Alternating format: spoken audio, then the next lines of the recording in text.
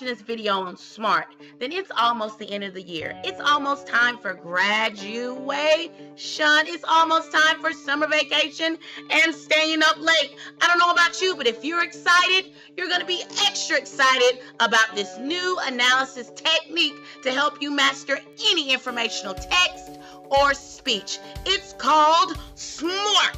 Let's first talk about what SPARTT stands for. SPARTT stands for subject, purpose, audience, rhetoric, tone, and theme. When you use this acronym of a word, and what a grandiose word it is, you're able to analyze any informational text anytime, anywhere, point blank, period, or period, point blank.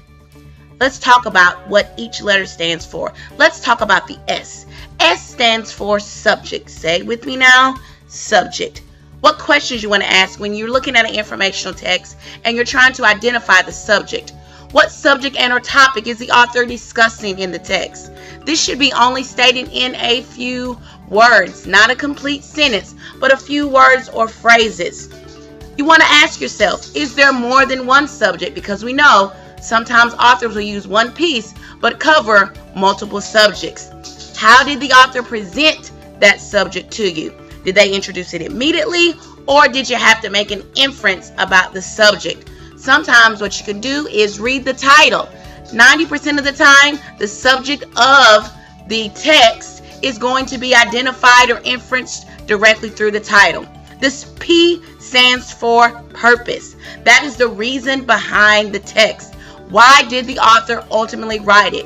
Yes, we have PI, which is to persuade, inform, or entertain. But now we want to go deeper. Why is the author wanting to persuade? Why is the author wanting to inform? Why is the author wanting to entertain? What is the goal? It helps you to identify and answer the question, what is the overall central idea? And how does the speaker convey this message? Next up, we have audience. That's the readers to whom the piece is directed. What assumptions exist in the text regarding the audience? The author is going to give you a clue as to who the audience is based on the rhetoric or the language. Is the audience of one person? Sometimes it is. Or is it to a group? Is the audience specified? Sometimes the author is blatant.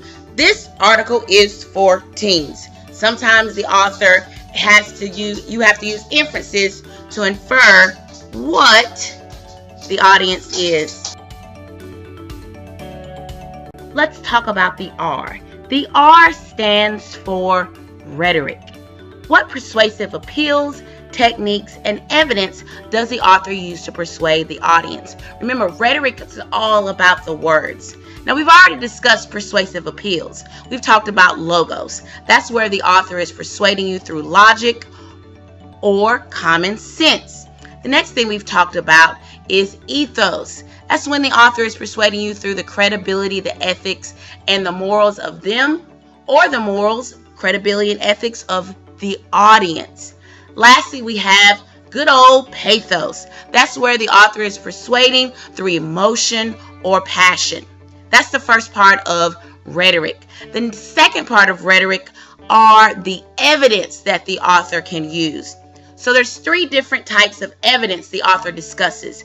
They use logical evidence. That's facts and specific examples that are considered logical because they appeal to a person's sense of reason, i.e. logos. Next, they have empirical evidence. Empirical evidence comes from research. It's based on observations and studies and can make your argument more trustworthy, thus appealing to a person's ethos. And lastly, we have anecdotal.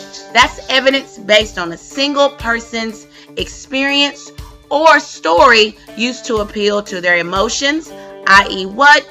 Pathos. Lastly, we have rhetorical techniques. These are the way that the author frames the logos, ethos, pathos, logical, empirical, and anecdotal. And they can do that one of four ways. These are the way that the author frames the logos, ethos, pathos, logical, empirical, and anecdotal. And they can do that one of 4 ways. The first way is repetition. That's where the author is repeating a word or phrase within a text, meaning to emphasize a main point. The second one is rhetorical question. You've heard that one. It's to persuade or subtly influence the audience. The question is for effect, not for an answer. Strong language. Hey, bring on the drama. Figurative language is used to appeal to the senses of the audience or the reader. And lastly is figurative language, like similes, metaphors, personification, imagery, all those literary terms that we've learned. The author now uses those in an informational text to give you an image or picture in your mind.